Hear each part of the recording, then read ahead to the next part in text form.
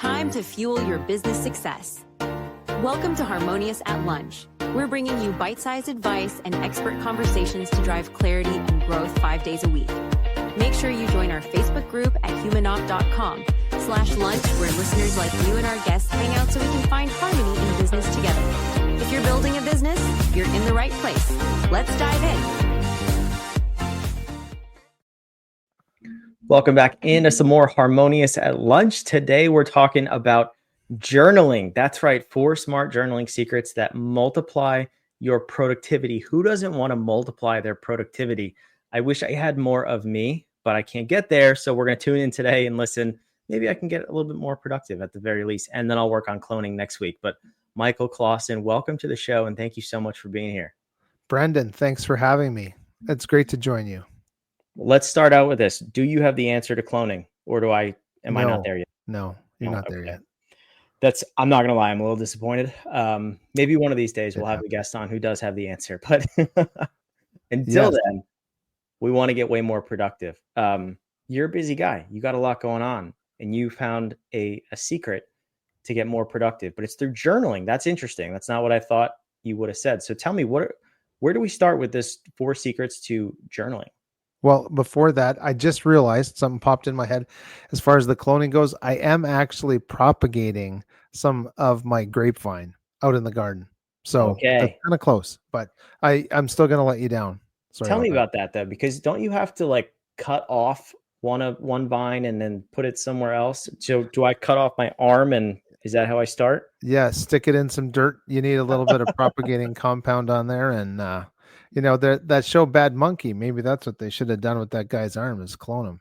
Maybe. Hey, this is YouTube. This is not medical advice. I'm not advising listeners to cut off their arms. Yeah, please don't. I don't need to be canceled today. Don't do it. Yeah, it wouldn't be the first time I caused something bad. But so getting back to the actual question of journaling, I needed, and obviously my parents and teachers saw when I was younger that I needed to focus and not be bouncing around like a ping pong ball in the classroom. I think we all just saw that too with your propagating. Oh, yes. Yeah, that's right. Yep, totally. I'll try and keep my hook out of the weeds. But so I was taught by a caring teacher to start setting goals of what I was going to accomplish in the day and the week, and learning about the importance for me, especially, to write it down. And there is science about that too, where you're, multiple times more greater chances of accomplishing not just your goals, but your daily tasks. If you have to-do lists and goals, and those goal sheets and those journal pages of to-do lists, they work hand in hand to, at least if nothing else, keep me focused on my tasks. And you get that endorphin rush when you can cross through the line or put a check on it. Yeah, I like this. I mean, it makes sense. And I've heard from both sides, right? So there's the people who, if you bind them to a list, they're just going to lose their minds because they want the flexibility and the creativity. And then there's the other people who, my wife is one of these, if they can't check something off the list, it's just not fulfilling. So she'll even write things after the fact that she's completed, just to go and check it off. So we have both extremes, right? But I think what you're talking about here is a valuable strategy. And if nothing else, hear it, listen to it, try it, and see if it works for you. Because we also know that not everything works for every single person. But what's the SMART journaling secret? SMART is capitalized in. Oh, yes. Is it an acronym? It is. And I'm working right now. It's about 30 pages. It'll be 100 when it's done. And we had a SMART goal worksheet on our 5am podcast website, and it was the #1 free download that we had for years running. And we thought, we need to make that a little bit more in depth. So we've got the specific, manageable, I'm going to mess up, articulate. We need them to be time bound as well. So the SMART, actually, it was an electrician that came up with SMART goals, SMART goals. Yeah. And so with having that, for me, I was thinking, okay, so I'm actually guiding myself along this path, making sure that my plans aren't too grandiose, but that they're in bite-sized chunks, kind of like eating an elephant one bite at a time. And certainly could overwhelm myself with my ideas of trying to take over the world, like Pinky in the Brain.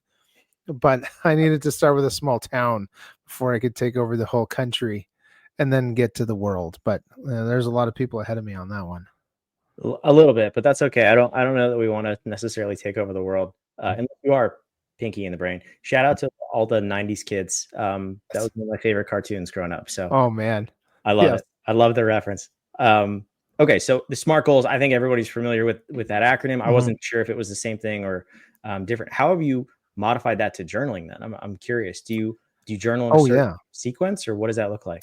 No. So then, well, for the journaling, I needed to stay engaged with my, because I could have lists over here and over there, and then I forget where I put my lists because it's in the drawer and it's not where I was expecting. So I needed to have things all in the same place. And so as we go through with our journal, that means we could put our planners in there, like our weekly or daily planners, or put some Sudoku games in there just so that we can stay engaged with it, but that it's actually become something that we carry around with us in a sense, so that while we might be needing some downtime, so we could color in a page of something, and just so that we're still focused on it, but it ebbs and flows with us uh through each day and through how our mindset, my wife was asking me to help my mom with something, and I was like, sorry, I am not in the headspace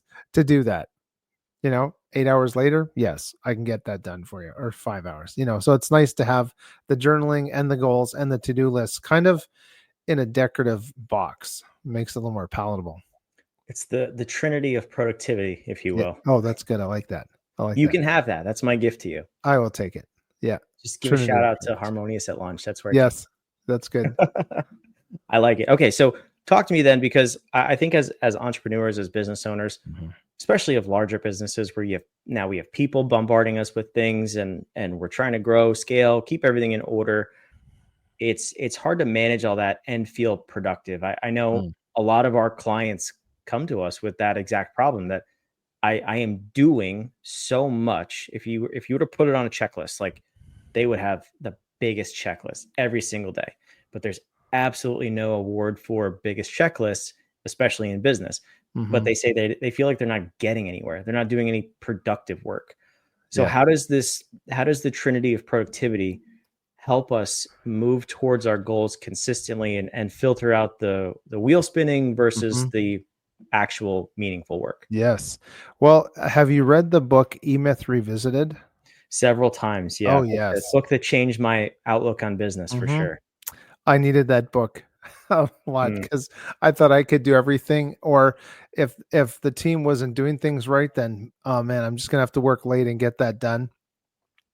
And so I felt like I was spinning my wheels or leading the team through like hip waist mud, and just trying to pull everybody to our destination. And then I was listening to, I think it's in Think and Grow Rich, where Napoleon Hill talks about Henry Ford. And Henry Ford had that electronic switch where he had everyone's names on his desk, where he could just flip the switch and have this guy come and talk to him. So for me personally, with the goals and the to-do lists, it's ensuring that I'm tasking other people correctly so that I can actually do what I want to do. And if there's stuff that I don't want to do, kind of like what I had heard about Henry Ford, he would just unload that or delegate those tasks. And I got to say that learning to delegate is an art, but it's so valuable. Absolutely. And it's one of those things where if you do it wrong, that's when you get in this, feels like you're dragging your employees through the mud, right? Or your team members. Yeah. How do you help people understand? I'm just going to keep calling it the Trinity. It's a thing now. How do you help the people you delegate to understand the Trinity so that you're giving them information in a way that they can hear it, making requests of them? And now let's talk about the E-Myth too, because you're delegating and empowering them to do that task to completion and have the autonomy to judge whether it's good or bad, and then give it back to you in a format that you need it, so that you're not pulling anybody. You're just all moving forward at the same pace, and it's a collaborative experience. Yes. I learned not to, as much as I could help it, give tasks to people who hated the task. And so when we would have our weekly meetings and going through, one place that I worked at, we'd have our weekly meetings at 12:30 my time, which worked because people were in different time zones. And we would go through. I tried to foster an environment where we were our brother or sister's keeper. And I always did this checklist of, do you like the task? Do you hate, is it drudgery? And we got into the 80-20 rule of getting rid of the drudgery stuff first. But I would actually find out from my team if there was somebody that really liked what the person currently doing hated. And then I learned to not give, let's say, Sarah something that she hated when I knew that Andy liked it. And so I would get them to swap production responsibilities in certain areas. And that actually seemed to put a lot of wind in people's sails, knowing that Michael was going to take something off their plate that they hated, and give somebody something that they liked, and really care about making sure that they're set up to succeed. And that I'm not waiting for them to fail so we can all point and laugh at our next team meeting. That's no fun. Nobody likes those meetings. No, nobody at all. I'm curious how did you make that phrase actually into a positive thing? Because at least for me growing up, I have a younger brother, and I've heard numbers of times, "Don't be your brother's keeper," which is usually used in a very negative connotation. Yes. So how did you spin that positive? So that's partly from my upbringing of that. So I grew up on a farm, and there's a verse in the Bible that says that a wise man pays attention to the condition of his flocks. So if our animals are unhealthy, unfed, man, we are not prospering when it comes time to sell them. So I learned that just through work, but also through my upbringing, that I really had to put a focus on what my flocks are doing, what my staff is doing. Are they prospering? Are they hating every minute of it? And so then I was able to build this understanding and idea that we're working together as a team. And if I miss something, then I let the other 4 people down. If Sarah misses something, that impacts everybody else. So in order to not be impacted by Sarah's mistake, that means that Andy and myself and the other people on the team have to ensure that Sarah succeeds where she normally fails. And then we help Andy succeed where he normally fails. But if we have terrible communication, we all just think that Andy sucks. And he doesn't. He's just having a hard time because we've given him stuff that he does not succeed at and hasn't been known to succeed at. So it's not actually Andy's fault that he sucks at it. It's that we gave him something knowing that he was not going to execute at the level of expectation that we had. Yeah, you set him up for failure, which is nobody wants that. No. So now we have one Trinity going to the far more important Trinity, and I'm curious about another verse that you're also, it seems like you're hinting at, and I want to see if this is actual practice in your business. It's in Proverbs. It's escaping my mind, but essentially, wise is a man who survives or who surrounds himself with many counselors. Yes. You have surrounded yourself with people. You also pour into them. Yes. So that you can all win together. How much does that play into your success in business, in personal life too? Absolutely. And the growth of your company, your team, and your mission? Yes. Well, and there is one chapter in Proverbs for every day of the month, and it's a great way to start your day. There's something to that. Maybe we should look into it. Yeah. So there's a verse in there that says, "He who refreshes others will himself be refreshed." Yeah. So I knew that if I would refresh my team, they would refresh me. So, and then if I have that idea where I'm refreshing all of them, hopefully then they get that same tool to use to refresh their teammates, and then their teammates would refresh them, the other person as well. So yeah, in a multitude of counselors, there absolutely is victory. That's for sure. Yeah, absolutely. I love this. I say for the next 31 days, we should commit to reading a chapter a day. If you're Yes. listening to this, if you've never read the Bible, I invite you to. But that for me, I've read it a number of times, and Mhm. there's always something new that comes out Always. of that book. It's Yeah. amazing. Yeah. So today, for example, would be Proverbs 23. And boy, oh boy, that book covers every component of life. And it's so valuable for succeeding at work and succeeding in personal relationships. Absolutely. Yeah. So start whenever you're hearing this. Actually, when you're hearing this, it would be, let's see, about, oh, look, it's the same book. Imagine that. So if you're hearing this on the day it comes out, you're also in Proverbs 23. So go check that out. Michael, this has been a phenomenal episode, and I really appreciate this. I hope people actually take this and do the things that you talked about.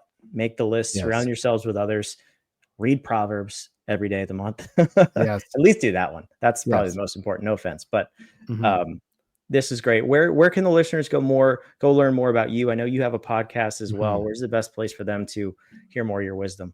So you can go to 5ampodcast.com. It's got all the information there. We're on the usual suspects for the social media platforms, but 5am podcast, it'll really, it'll whet your appetite and satisfy it as well. I love it. The only catch is you have to listen to it at 5 a.m. So wake up early, folks. Yes, do it. Do it. He's encouraging this awful advice. Don't feed into my terrible advice, Michael. You are better than me. Don't be like that. Okay. Thank you so much for being here, though. This was a great episode. Oh yeah, I loved it. Thanks. For those of you watching, listening, all the links, the link to the podcast and the social media is down below in the show notes. Go check that stuff out. Take action on today's episode. Why are you listening if you're not going to put it into place? So go do something, whatever you learned, put it into practice. And we'll see you on tomorrow's episode of Harmonious at Lunch. Another episode of Harmonious at Lunch in the books. I hope this episode made you think and you grabbed some actionable ideas to propel your business. Don't forget to like, comment your takeaways, and subscribe wherever you're listening so we can help more entrepreneurs just like you achieve harmony in their life and business. For cutting-edge tools that bring clarity to your people and processes, check out humanoff.com to download our app today. See you next time.